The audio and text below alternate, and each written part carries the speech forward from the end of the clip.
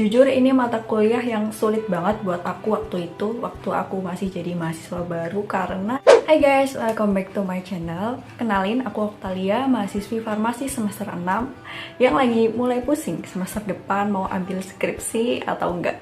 Aku ucapin selamat buat adik-adik SMA yang keterima di jalur SNMPTN kemarin, dan aku juga bakal nyemangatin kalian buat temen-temen adik SMA yang belum keterima di SNMPTN, semoga bisa diterima di SBMPTN atau ujian mandiri ya, amin. Oke guys, jadi di video kali ini aku akan kasih tahu ke kalian di farmasi itu mata kuliahnya apa aja sih, dan susah atau enggak. Aku akan ceritain semuanya di video kali ini. So, kalian tonton sampai habis ya. Oke, seperti di video yang aku jelasin sebelumnya di video ini, jadi farmasi itu 95% atau mayoritasnya itu tentang kimia, biologi, fisika, sama matematika. Nah, sisa 5%-nya itu cuman kayak pelajaran bahasa Indonesia, bahasa Inggris, kewarganegaraan. Di farmasi sendiri ada dua jenis mata kuliah, yaitu mata kuliah teori sama praktek. Nah, untuk mempermudah penjelasan isi mata kuliahnya, aku bakal jelasin mata kuliah yang spesifik di farmasi dan praktikumnya itu ngapain aja. Sebenarnya selama S1 farmasi banyak banget mata kuliahnya, bahkan sampai ada 50 mata kuliah lebih. Tapi aku nggak akan jelasin semua mata kuliahnya karena videonya pasti bakal panjang banget. Jadi aku akan jelasin mata kuliah yang spesifik-spesifik aja. Atau kalau kalian mau aku bahas satu persatu mata kuliahnya, kalian boleh banget untuk komen di bawah ya, buat aku bikin video part 2-nya. So, langsung aja kita bahas mata kuliahnya. Yang pertama ada mata kuliah farmasetika. Mata kuliah ini aku dapetin waktu aku semester 1, jadi mata kuliah ini mempelajari kayak ilmu resep gitu. Jadi mempelajari pembuatan dan penyediaan obat guys. Jadi kita kayak dituntut buat tahu formulasi pembuatan salep, formulasi pembuatan krim, formulasi pembuatan tablet. Terus kita juga harus tahu sifat bahan-bahan yang mau dipakai buat kita bikin obat juga. Dan tentunya juga belajar gimana sih teknik pembuatan obat yang baik. Jujur ini mata kuliah yang sulit banget buat aku waktu itu, waktu aku masih jadi mahasiswa baru karena aku sendiri dari SMA biasa kan, dari SMA IPA biasa, bukan SMK farmasi. Jadi awal kuliah tuh aku kayak yang langsung pusing banget gitu, tiba-tiba tuh langsung belajar obat-obatan gitu. Sedangkan aku dulu di SMA IPA tuh gak ada gitu, jadi kayak mengejar banget ketertinggalan aku dibandingkan teman-teman yang dari SMK farmasi gitu. Nah, untuk praktikumnya sendiri, dulu aku tuh di laboratorium farmasetika. Jadi di sana aku praktek bikin krim, bikin salep, bikin kapsul, bedak tabur, dan masih banyak lagi sediaan obat yang aku bikin. Cara bikinnya tuh awalnya kita dikasih resep kan sama dosen. Nah, dari resep itu kan udah ada bahan-bahannya apa aja dan bahannya itu seberapa.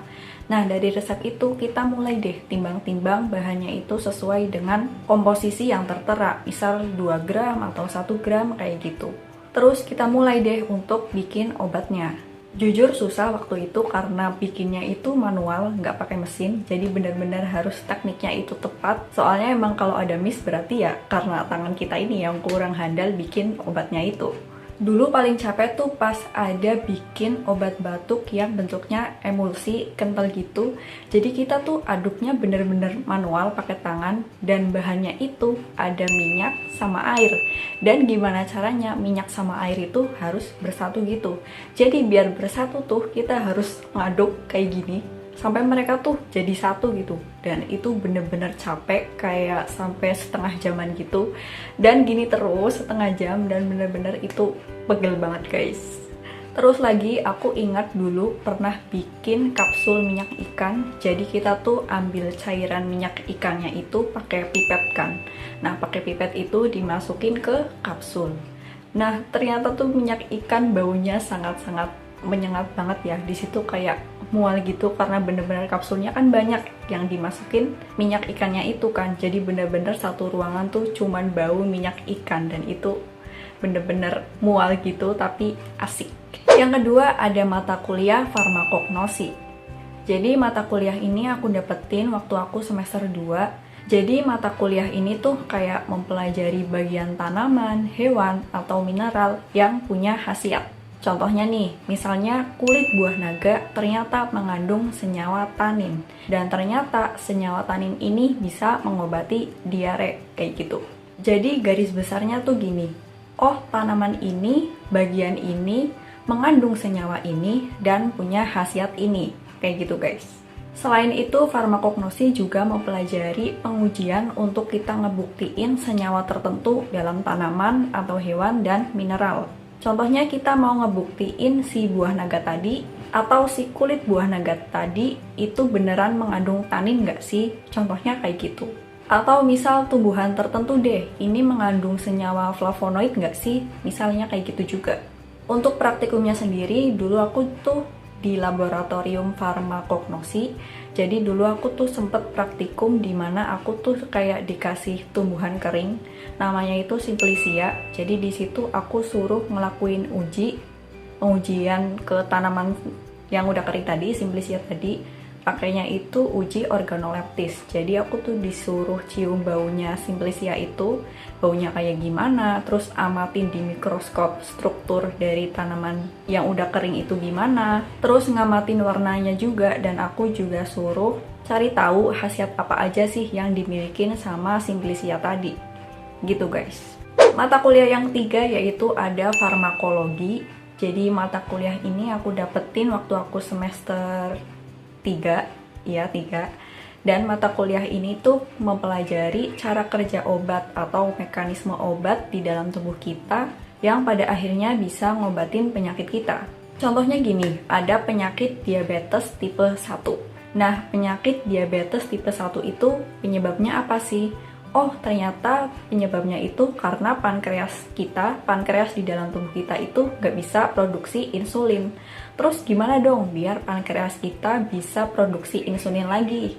Jadi salah satunya tuh kita bisa mengonsumsi obat golongan sulfonilurea kayak glibenclamid, glikazid, yang dimana obat itu punya cara kerja, dia bisa mensekresi atau memproduksi insulin dari pankreas kita, jadi diabetes tipe 1-nya kita itu bisa terkontrol gitu guys.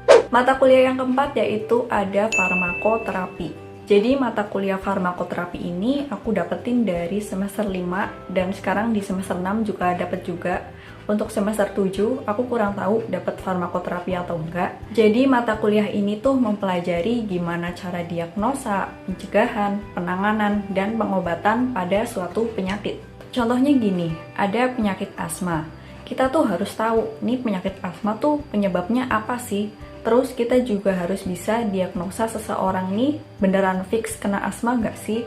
Entah dengan pengujian A, B, C, D. Terus kita juga harus tahu ini terapi untuk pasien ini tuh gimana, obat yang tepat itu apa, hal yang harus dihindari apa biar penyakit itu nggak kambuh lagi. Itu kita bener-bener belajar penyakitnya itu satu persatu gitu. Contoh nih, satu materi kita fokus di hipertensi aja. Di situ bener-bener kita harus tahu penyebab hipertensi, diagnosa hipertensi, penanganan hipertensi, pencegahan hipertensi, obat yang tepat buat hipertensi.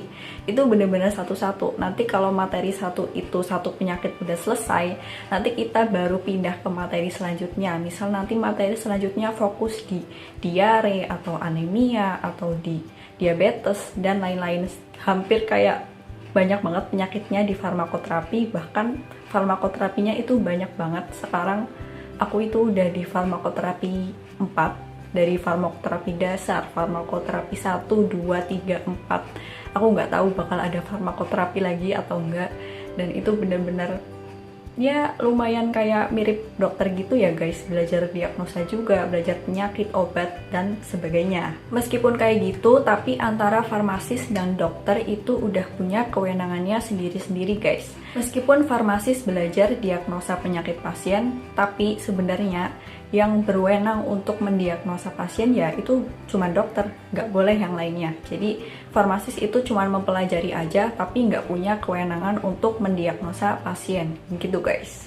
Oke, sampai sini dulu video kali ini. Kalau kalian ada saran atau pertanyaan lebih lanjut, kalian boleh banget untuk komen di kolom komentar. Sebenarnya masih banyak mata kuliah yang belum aku bahas, cuman mungkin bisa dilanjut di video selanjutnya. So, kalau kalian suka dengan video ini, jangan lupa untuk like, comment, share, and subscribe. And see you in my next video. Bye!